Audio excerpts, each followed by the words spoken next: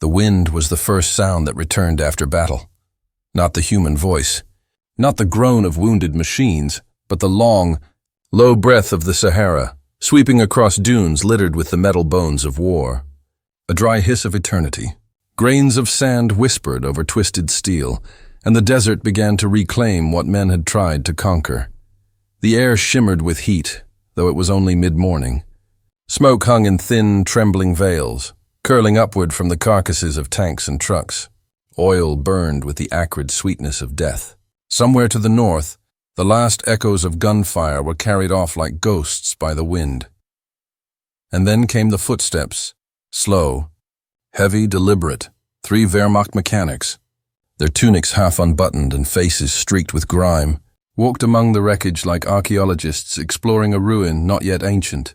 They were from the Werkstatt company of the 10th Panzer Division, the beating mechanical heart that kept Rommel's army moving across an ocean of sand. Their names were not famous: Gefreiter Hans Lübke, Unteroffizier Kurt Hauser, and Mechaniker Emil Brenner. Just men, young but aged by sun and dust, their eyes squinting against the glare.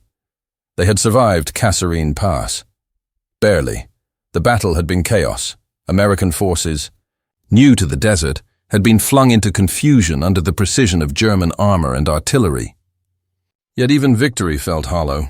For every enemy column shattered, every Sherman burned. Their own supply lines thinned further, their engines choked with dust, their tires eaten by the desert itself. And now, in the aftermath, their orders were simple: recover anything useful. Metal, fuel, weapons. Even enemy scrap was gold when the Reich's reach had grown too far. They moved through a landscape of destruction. Burned-out half-tracks with their frames warped by heat. Shattered radios, boots half buried in sand. The silence was heavy, the kind that presses on the chest. Then Hauser stopped. He tilted his head toward the far edge of the battlefield, where something squatted half-hidden behind a ridge of sand. Small, square, oddly cheerful in a grim way. It wasn't German. They approached cautiously. It sat there, dusty but intact, its canvas top half-ripped, its paint scarred by shrapnel.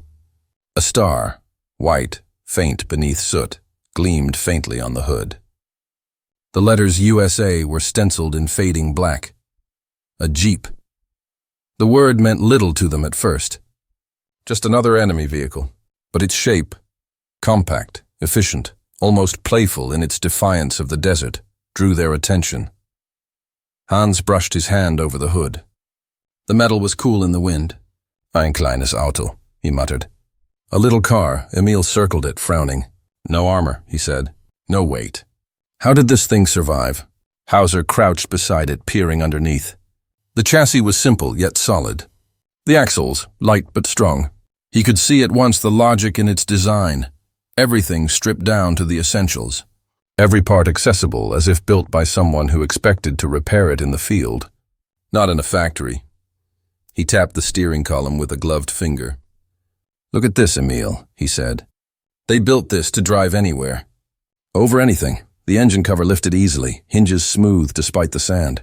Inside lay an inline-4 engine. Small, yes, but clean, efficient, almost elegant. It was the opposite of German engineering. Where the Wehrmacht prized precision, this machine prized resilience. It wasn't meant to impress. It was meant to endure. A bullet had grazed the front fender, but otherwise it was unscathed. A miracle among ruins. They looked at one another, the wind tugging at their caps. Can we start it? Hans asked. Hauser hesitated, then smiled faintly, the weary grin of a man who hadn't been surprised by anything in months. Let's find out. The interior smelled of gasoline, canvas, and dust. The seats were worn but firm, the controls almost childishly simple. No unnecessary gauges, no polished chrome, just function. Emil climbed behind the wheel. He fiddled with the ignition, frowned at the unfamiliar layout, then pressed the starter. The engine coughed once, twice. Then, impossibly, it turned over. The sound startled birds from a nearby ridge. A low, confident rumble, steady as a heartbeat. They exchanged glances. Hans laughed, a dry, disbelieving sound. Scheiße. It still works.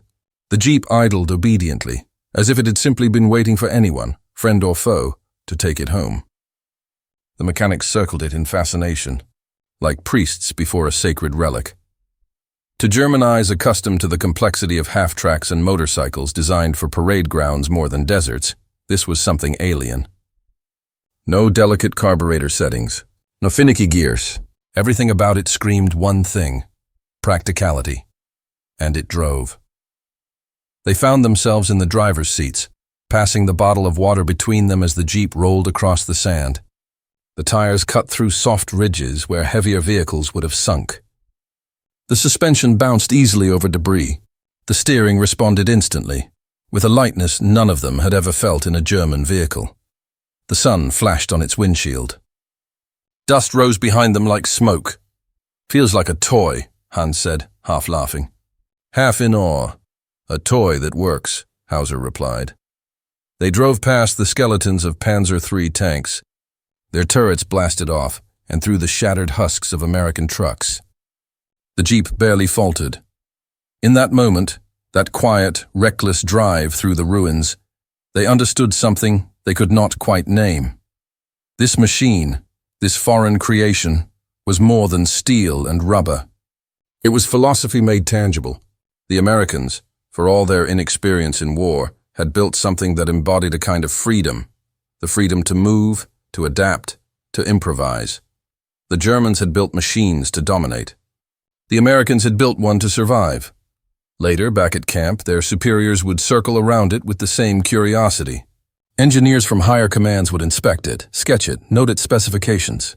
They would shake their heads, murmuring in surprise, and word would spread quietly across the Afrika Korps. The Americans had brought a vehicle like no other. A soldier's car, a machine of simplicity and strength. But that first day, for those three mechanics, it wasn't a matter of military analysis. It was something simpler. They were men who had spent years fixing the over-engineered monsters of the Reich, half-tracks that overheated in the desert, trucks that drank fuel like water, and tanks whose tracks broke more often than they turned. And now, sitting in a captured Jeep, they felt something close to envy. As the sun dipped toward the horizon, painting the desert gold, they parked the vehicle beside their repair tent. The engine clicked softly as it cooled. Hauser stared at it a long time. "Do you think," he asked quietly, "we could ever build something like this?" Emil shook his head. "Not in Germany," he said. "Not the way we think." They fell silent. The desert wind answered for them, sighing through the canvas, carrying with it the distant echo of engines, allied, somewhere beyond the horizon, advancing again. In that sound was the promise of what was coming, the endless tide of American machinery that would soon roll over Africa, Europe, and the world.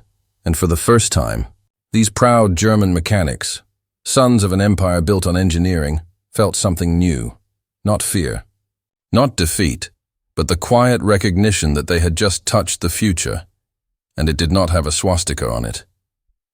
The night fell slowly, a bruised violet over the dunes. Fires burned in the distance, and the Jeep sat in the shadows, its silhouette a reminder of something simple, unstoppable, and very foreign. They did not yet know that within months, thousands more of these little machines would swarm the desert, the forests of Italy, the hedgerows of France, symbols of a war that would no longer be fought on German terms. But for now, under the cold desert stars, three mechanics stood beside a captured Jeep and felt a truth no officer would ever put in a report.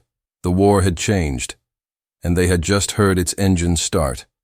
And somewhere beyond the dunes, the Americans were coming, the quiet moment before the storm. The realization that this small American vehicle represents something far larger than the men can see. The industrial and philosophical tide that will soon engulf them. By early 1943, the North African campaign had become a story of exhaustion told in steel and dust. The desert stretched endlessly in all directions, a stage too wide for men, too vast for maps. On one side, the Axis, weary, brilliant, starving. On the other, the Allies, raw, clumsy but awakening, their strength rising with every cargo ship that reached the ports of Algiers and Casablanca, Rommel, had once called the desert a tactician's, Paradise and a logistician's hell. Now the hell was winning.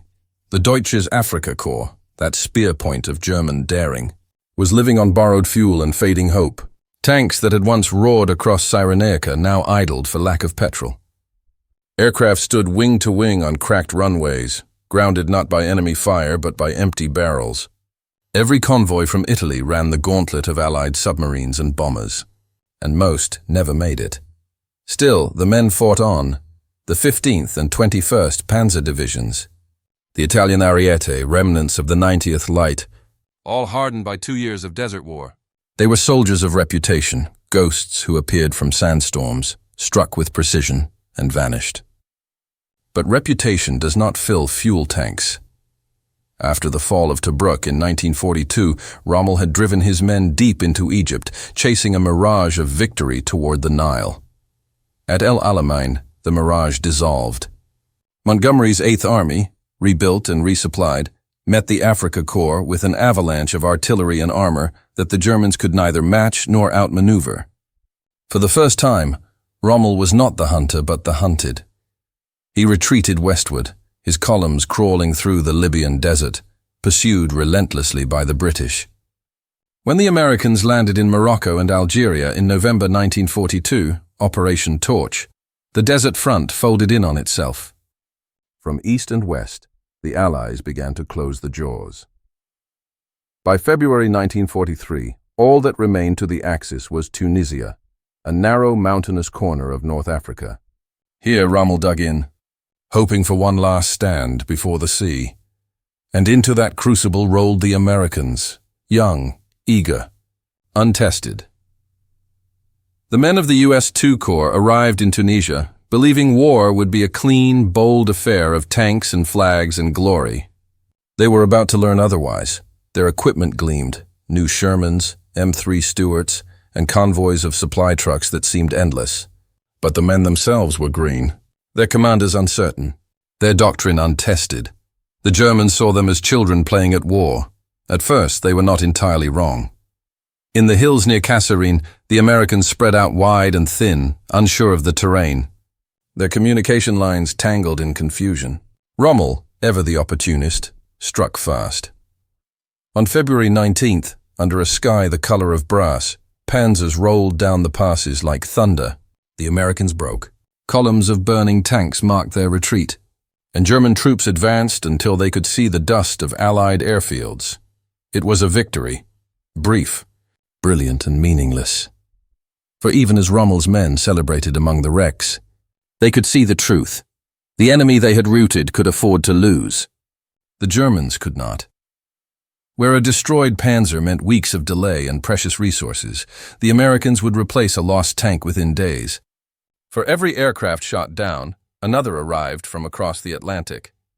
And for every destroyed truck, 10 more rolled off assembly lines in Detroit and Chicago. In the desert, logistics were destiny, and the Allies were learning to master it. While the German divisions relied on narrow supply routes through Sicily and Tunisia, the Allies built entire ports overnight. In warehouses at Oran and Algiers, mountains of crates rose like cities. Ammunition, rations, uniforms, and vehicles, row upon row of jeeps, their olive-drab skins gleaming under the African sun, each one identical, each one ready. To a German eye, accustomed to precision-crafted machines that required hours of tuning, it was incomprehensible. To the Americans, it was normal. The Jeep, officially the Willys MB, had been designed in a fever of wartime necessity. In 1940, the U.S. Army asked for a light reconnaissance vehicle, four-wheel drive, under 2,000 pounds, able to carry 3 men and a machine gun. 135 companies were invited to bid. Only 3 answered: Bantam, Willys Overland, and Ford. What followed was a miracle of cooperation and speed. Blueprints drawn in days, prototypes tested within weeks. By the end of 1941, the design was finalized, a Frankenstein of practicality. The Willys engine, the Bantam frame, Ford production muscle, and once America entered the war, the flood began. Factories in Ohio and Michigan worked day and night. Lines of welders, riveters, and mechanics, men and women, turned out Jeeps faster than the Wehrmacht could count them. Each one the same, each part interchangeable. By 1945, over 600,000 would be built. But in early 1943, the first few were still a novelty in North Africa, their silhouettes strange against the dunes. When German mechanics first encountered them, curiosity turned to disbelief. A vehicle this light with no armor, no ornament, and yet capable of crossing terrain that would trap a truck or even a half-track. It defied the old logic of war. The German army prided itself on engineering perfection. Its vehicles were masterpieces, the Kubelwagen, the Seldkirchsjagd 250, the Panzer IV. But masterpieces require delicate care. The desert was not delicate. The Kubelwagen, though elegant, often faltered in sand. Its air-cooled engine overheated under strain, and its light frame struggled on steep dunes. Repairs demanded tools and time, luxuries Rommel's men no longer had. In contrast, the Jeep was brutal in its simplicity. Its four-wheel drive pulled it through mud, sand, and gravel alike. Its flathead engine tolerated dust and neglect. Soldiers could fix it with a wrench and a hammer. To the Germans who found one still running at Kasserine, it was as if they had discovered a machine from another world, one where utility mattered more than prestige, where the measure of design was endurance, not elegance.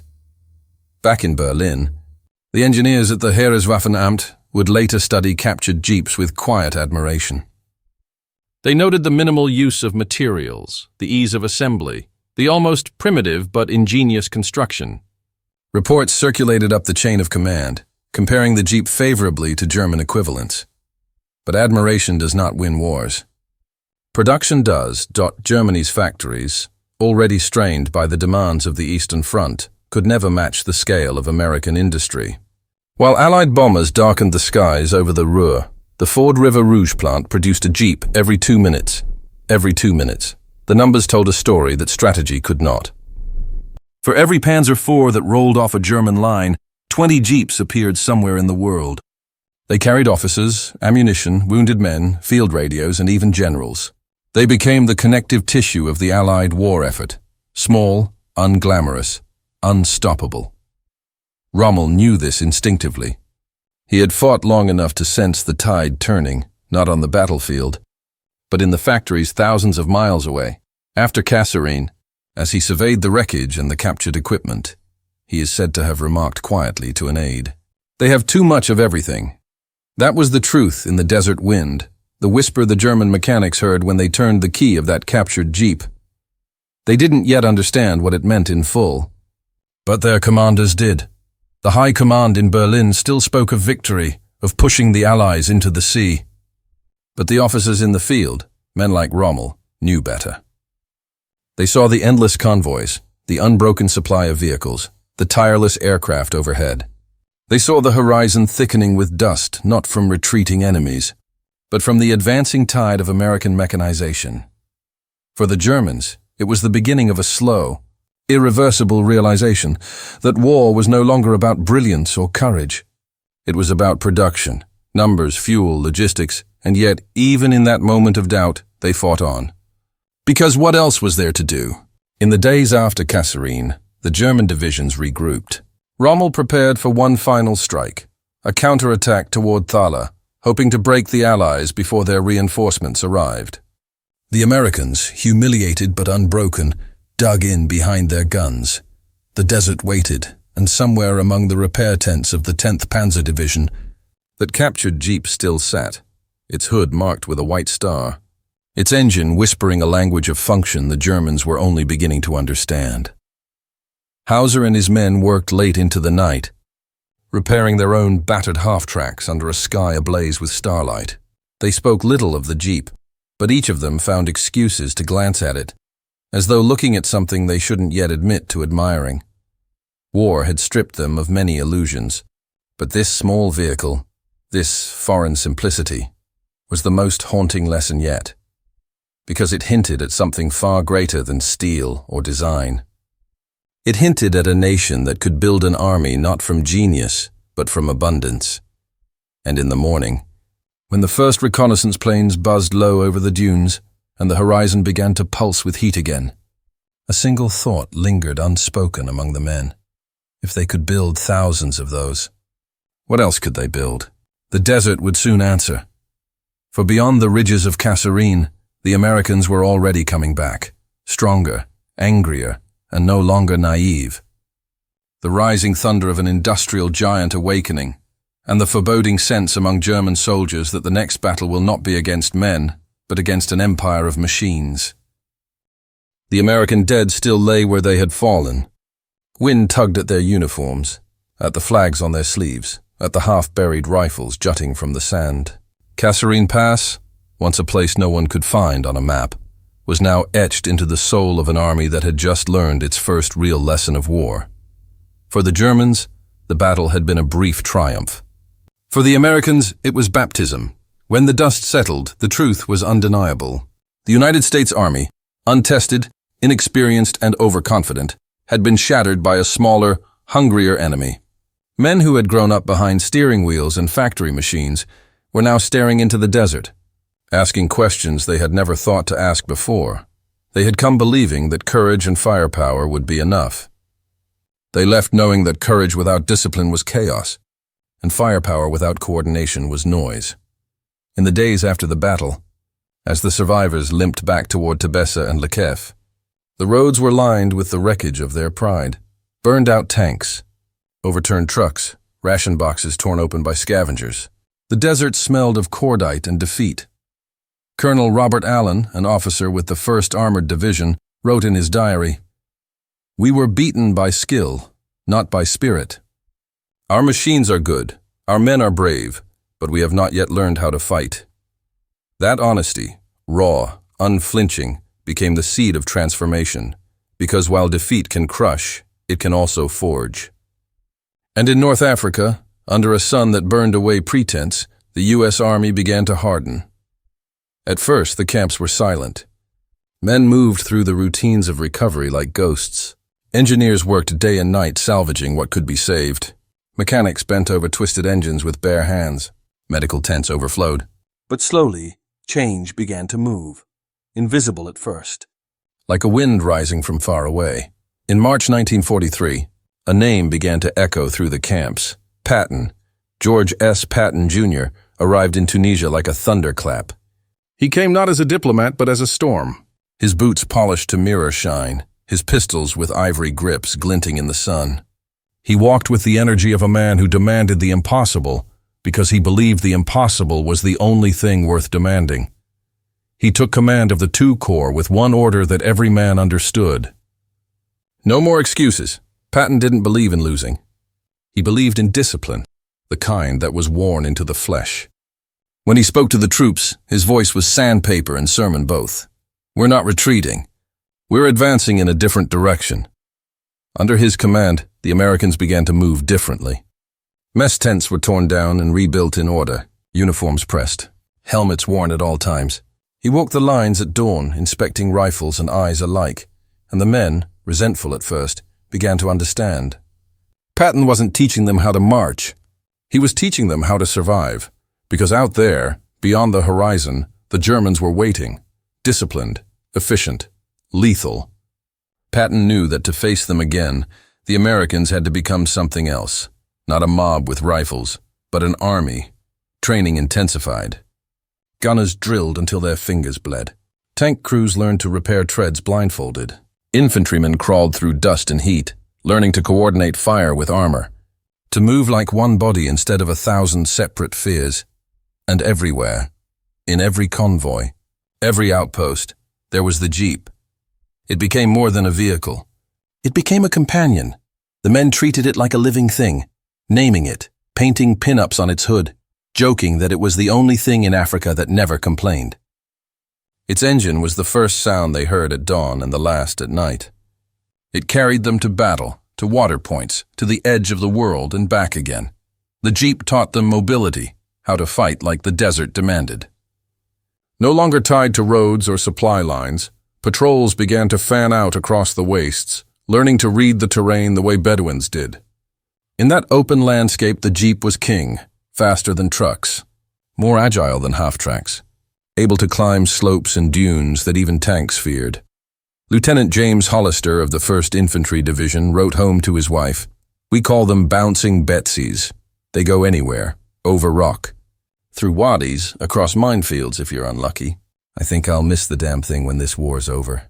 The Germans had their Kubelwagens, sleek and quiet.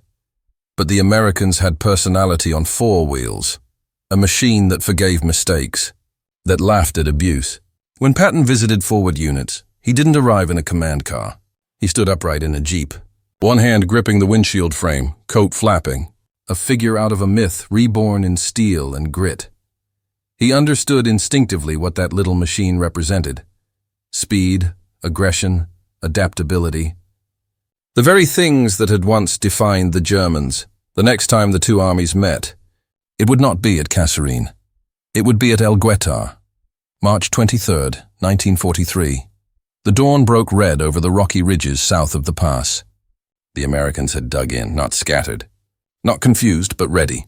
Behind their lines, the jeeps buzzed like insects, ferrying ammunition, coordinating artillery fire, carrying orders and medics and sometimes the wounded back to the rear. They were the nervous system of the army, invisible yet vital. Rommel, now weary and ill, had returned to Germany, leaving command to General Hans-Jürgen von Arnim. But his tactics lingered. The Germans struck first, the 10th Panzer Division, the same unit whose mechanics had once marveled at a captured jeep.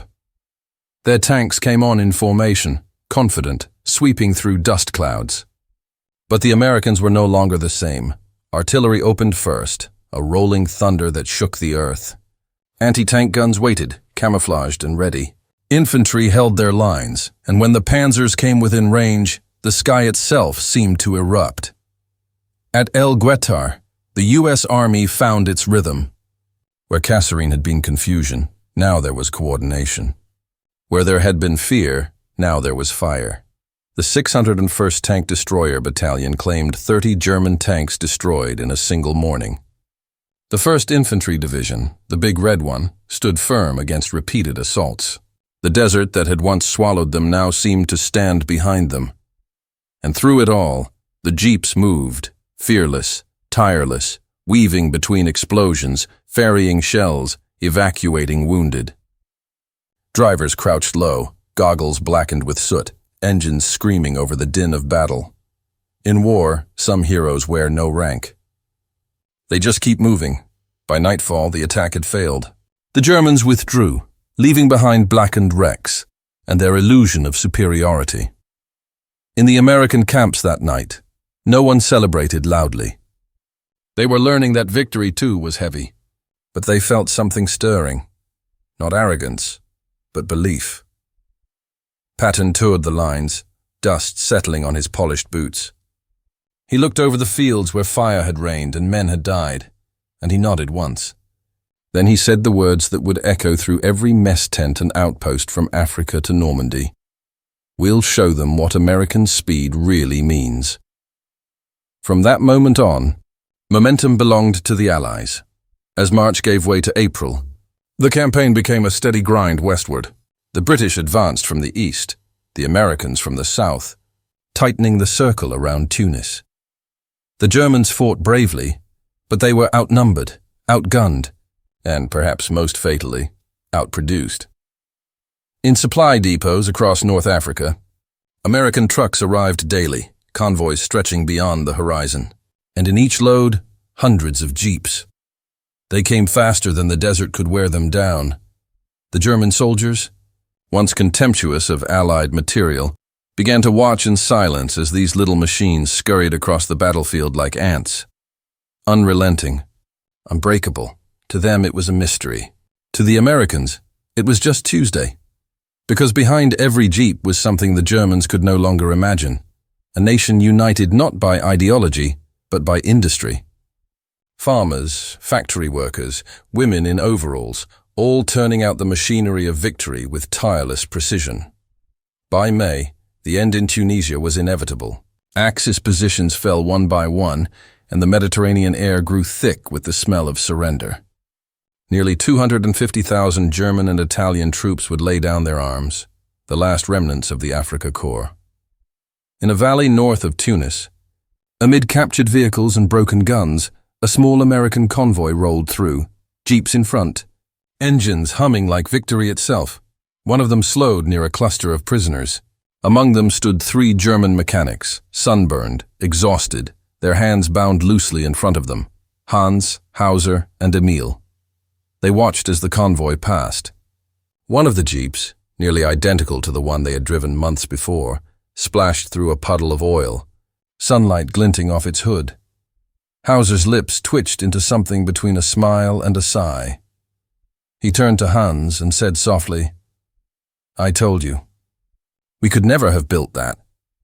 The words were not bitter, just true, because by then, even in defeat, the Germans knew this was not merely a war of men. It was a war of machines, and the side that could build faster, simpler, and more than the other would inherit the future. As the sun set over the ruins of the Afrika Korps, the jeep rolled on, its engine a steady hum, carrying men who were beginning to believe that the impossible could be built. 1 bolt and 1 mile at a time, but beyond Africa, the war was far from over. Across the Mediterranean, in Sicily and Italy, new battlefields waited, and the jeep, born in America, baptized in Africa, was about to climb into history itself. For soon, the roads would turn to mud, the skies to fire, and the mountains to graveyards. But wherever men fought, that little engine would keep running, steady, uncomplaining, unstoppable. The fall of Tunisia closes one chapter of the war, but ahead lies the treacherous mountains of Italy, where the jeep's endurance and the soldier's faith will be tested in ways the desert never could. It began again with the sea. In the early dawn of September 9, 1943, the Gulf of Salerno lay shrouded in mist. The water was calm, unnaturally calm, as hundreds of landing craft drifted toward the Italian shore. Engines idled softly, men whispered, and the faint metallic clatter of gear sounded like distant rainfall. Somewhere out there, beyond the fog, waited an entire continent, occupied, fortified, and ready to kill whoever stepped ashore. The invasion of Italy had begun. For many of the men crowding those boats, the names were new: Paestum, Battipaglia, Salerno, but the fear was old. They had seen Africa burn. Now they would see Europe bleed. The first shells landed before the ramps dropped. The sea turned white with foam, and the sky above the fleet flickered with the orange glare of German artillery. Men ducked low, clutching rifles slick with seawater. When the ramps finally fell, the world erupted. The beaches were chaos, sand and fire and shouted orders that vanished under explosions. Machine gun bullets tore the air like invisible bees. Bodies hit the surf and drifted, faces turned toward the pale sky. Amid it all, the jeeps came ashore. Their wheels churned through surf and blood alike, canvas flapping in the wind. They carried medics, radio operators, engineers, anyone who could make order out of madness. Those little machines had no armor, no weaponry, no defense but speed and nerve. And yet they were everywhere, weaving through shellfire, dodging craters, hauling ammunition up from the sand. In the first hours at Salerno, more than one soldier swore that the jeeps moved as if guided by instinct, ducking just ahead of mortar rounds, darting between shattered landing craft. Corporal Sam Ortega, a driver with the 36th Infantry Division, later wrote, "You don't drive a jeep in combat. You hold on, you pray, and you try to stay ahead of the shells. It feels like it knows where to go before you do." Behind the lines, officers watched in disbelief as those vehicles kept going long after trucks and half-tracks had bogged down. The beaches were thick with mud and wreckage, but the jeeps climbed over both with an almost animal persistence. And as the beachhead solidified, they became the heartbeat of the invasion. They carried stretchers from the front lines to the medics' tents, then returned loaded with ammunition. They hauled radios up the hills where signals could reach the ships offshore. They even ferried generals across mine-strewn fields to see for themselves what no map could explain. In one photograph taken that week, grainy, sun-bleached, a jeep stands at the edge of a smoking field, its wheels half sunk in mud. Behind it, 2 men carry a wounded comrade on a stretcher, his arm hanging limply. The caption reads simply, "Salerno, September 1943. Nothing else is needed. That image would come to symbolize the new war, dirty, desperate, but moving forward. always forward. Italy was not the desert. The land was narrow, mountainous, soaked in rain. What had been heat and sand in Africa became cold and mud here. A different kind of hell. But hell nonetheless. From the beaches of Salerno, the Allied armies pushed north, chasing an enemy who fought for every ridge and river. The Germans, under Field Marshal Kesselring, had learned the terrain by heart. They turned each valley into a fortress, each mountain into a grave. For the Americans and British, it was like fighting gravity itself. Roads washed out in the rain. Bridges were blown apart before they could cross. Mules replaced trucks in the steep passes. And yet the jeeps kept climbing. At Montelungo, at San Pietro, at Cassino, that cursed monastery on the hill, the little vehicles became lifelines. They clawed through ruts so deep the axles scraped stone, their engines howling against the wind. Drivers wrapped scarves around their faces to block the cold. But they never stopped. Wherever a man could walk, a jeep could go, or at least try. The roads that snaked through the mountains were too narrow for supply convoys, too treacherous for anything heavy. So it fell to the jeeps to bring up food, water, ammunition, and to carry the wounded back down. It was thankless work, hours of grinding ascent through fog and sleet, headlights dimmed, brakes whining. Drivers learned to listen to their engines like doctors listening to a pulse. A cough meant dust in the filter. A groan meant a slipping clutch. A silence meant you were dead. In the winter of 1943 to 44, the campaign bogged down before Monte Cassino, the gateway to Rome. The monastery stood atop a mountain like a watchful god, its walls ancient, its stones older than the nations at war beneath it. The Germans had turned the slopes below into a labyrinth of bunkers and minefields. For months, the Allies battered those slopes with artillery, air raids and infantry assaults, and still the Germans held. The jeeps became the arteries of that siege. They carried shells up to the guns, rations to the foxholes, chaplains to the dying. They shuttled between life and death so often that the soldiers began to see them as ghosts, immortal, tireless, invulnerable by sheer stubbornness. Private Anthony McKenna of the 34th Division wrote, "Every time one came up the hill, we'd hear that engine before we saw it, that low putter like an old man clearing his throat. We'd think, there's our chance to eat or to live another hour." The men trusted the jeep more than any general. When everything else broke down, when radios failed, trucks sank, or weather shut the skies, the jeep would appear. Mud to the fenders, headlights like tired eyes, and somehow it would keep moving.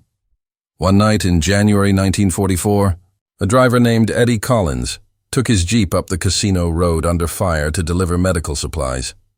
Shells fell so close the air felt solid. When he reached the forward aid station, the medic shouted over the noise, "How the hell did you get up here?" Collins just grinned through the mud and said, "Didn't have time to stop." He went back down with 3 wounded men in the back, one holding a flashlight for the road. They made it. The jeep's right tire was flat, the windshield shattered, the steering bent. But it made it. That was the jeep's magic. It didn't care about odds. It cared about direction. The Italian campaign dragged on for 19 months, longer than anyone had planned, bloodier than anyone had imagined. By the time Rome finally fell in June 1944, the soldiers who rolled through its streets were not the green men of Kasserine anymore. They were veterans, hard, quiet, older in the eyes, and their jeeps came with them. Engines purring under garlands of flowers thrown by cheering civilians.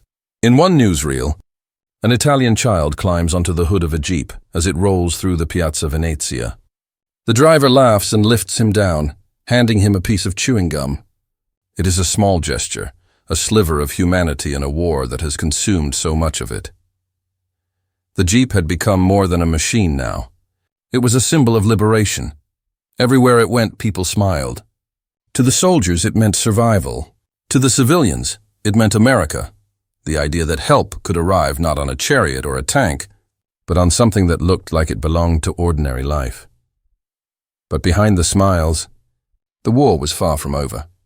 Across the Channel, a new invasion was being planned, one that would make Salerno and Cassino seem like rehearsals. Its codename was Overlord, its target, Normandy.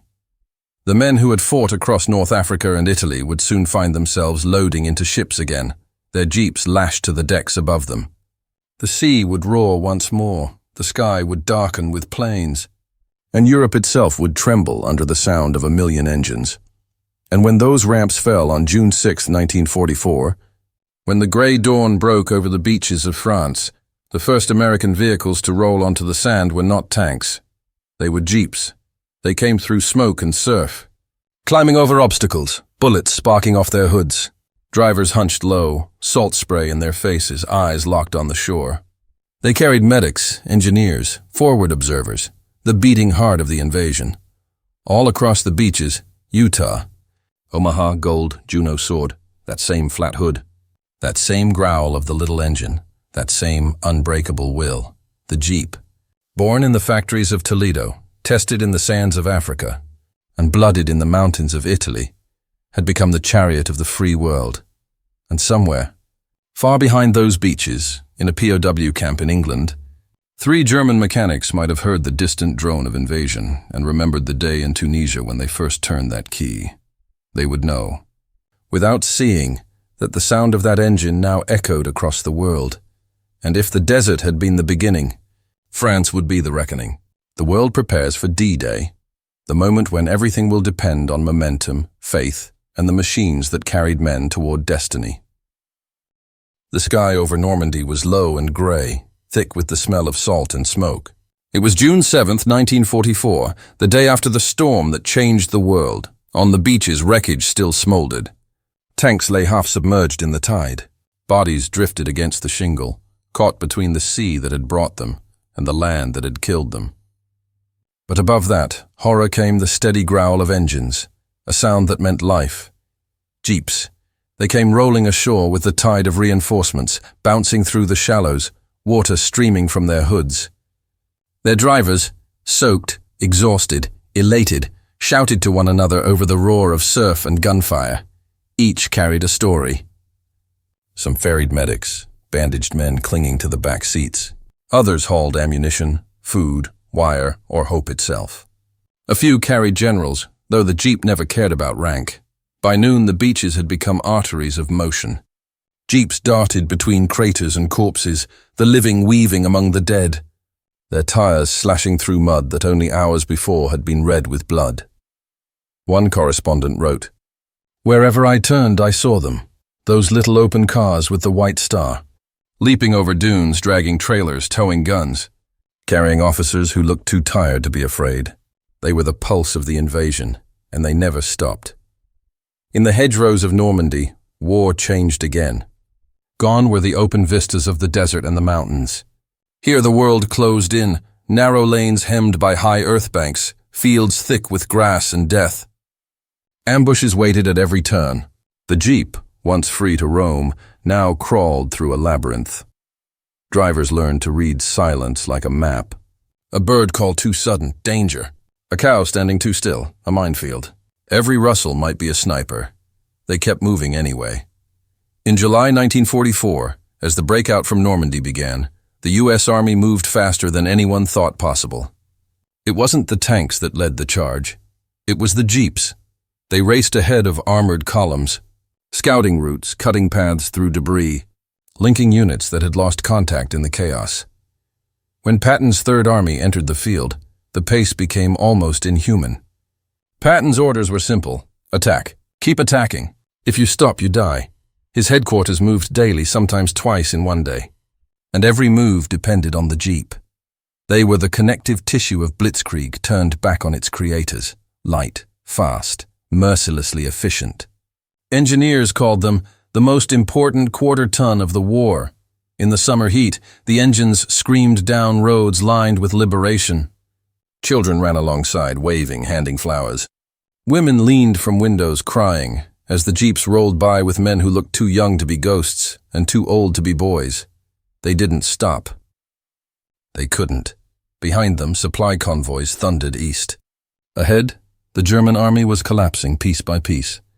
But war is a patient teacher. It waits for pride. By December 1944, the Americans had reached the borders of Germany itself. They were tired, proud, and unprepared for what came next. The snow fell softly at first. A postcard, December in the Ardennes. The men were resting, laughing, thinking maybe, just maybe, it was over. And then, before dawn on December 16th, the world exploded. The Battle of the Bulge had begun. Out of the fog came tanks, panthers, tigers, ghosts in white camouflage, crashing through the forests, firing blind. German infantry poured through the gaps, shouting, firing, moving like men possessed. The front shattered. Entire American units were cut off. The snow turned black with smoke. And in that chaos, once again, the jeeps became lifelines. They raced through drifts taller than their hoods, engines howling, carrying ammunition, orders, the wounded, the desperate. Tires chained, headlights covered, radiators freezing. They kept going. Private Bill Jennings of the 101st Airborne recalled, "We had one jeep left. It was so cold the oil turned to glue. We lit fires under the engine just to get it started. It took us 6 hours to move 10 miles. But it moved." At Bastogne, surrounded and starving, the 101st Airborne used jeeps as mobile ambulances. When no trucks could pass, they hitched sleds to the back and dragged supplies through the snow like stubborn mules. One medic, Lieutenant Mary Gray, described a run through the encirclement. "We loaded 4 men onto one jeep, 2 in the back, 1 on the hood, 1 sitting on the floor. The driver was hit in the arm halfway through, but he kept his foot on the gas. We didn't have the luxury of stopping. There was no glory in it, just necessity.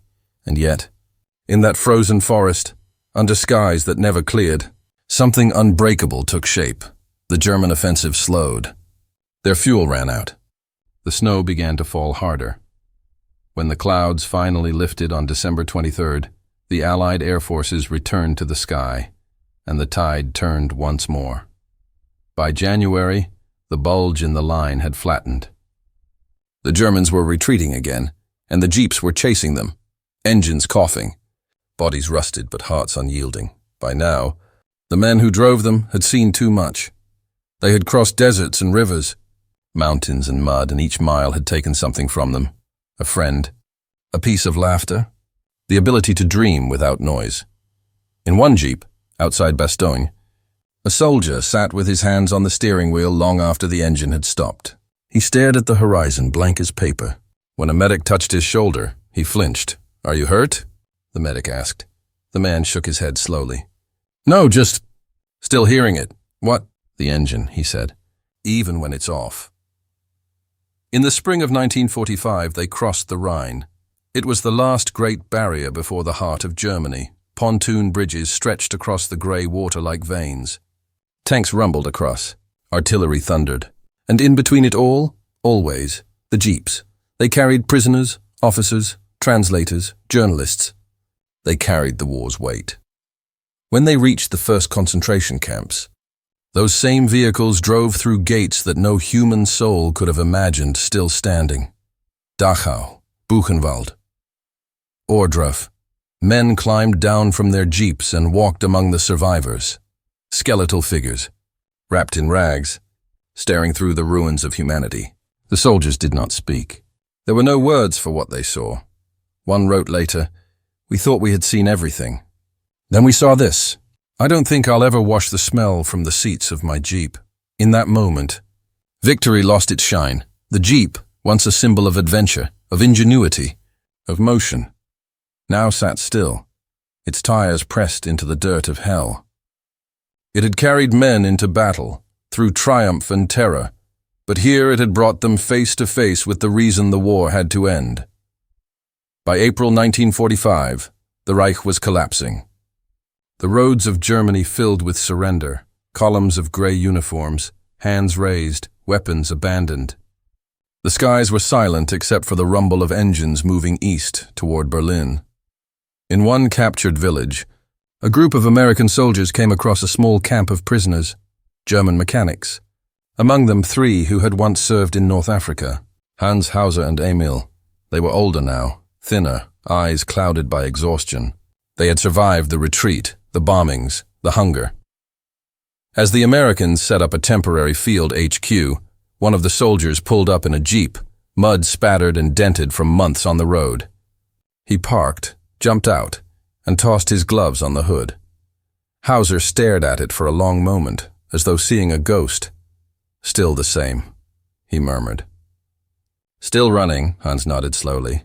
He looked at the American flag painted on the fender, the same place where, once, there had been a white star. He thought of the desert, of sunlight on sand, of the first time he had heard that engine purr. He whispered, "And still, we could never build one." Emil gave a small, weary smile. "Maybe not," he said, "but they built thousands." They stood in silence, listening to the hum of victory rolling through the distance, the sound of the end. The war was nearly over, but its cost was everywhere. Cities reduced to bone, forests filled with unmarked graves, faces aged a lifetime in 3 years. And through it all, one small, tireless symbol had carried men from the beaches to the heart of darkness, and back again.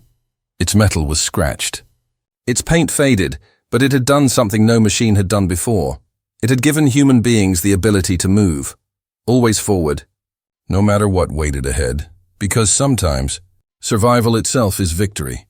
And in the roar of that engine, the world had learned that simplicity could defeat complexity, that endurance could outlast brilliance, and that freedom, like the Jeep, was not perfect, but it could go anywhere. And beyond the smoke of victory, the question still lingered, carried on the wind over the ruins of Europe. After all we've built, after all we've destroyed, what comes next? The war nears its end, but the cost has become unbearable. Ahead lies not triumph, but the reckoning of what survival means.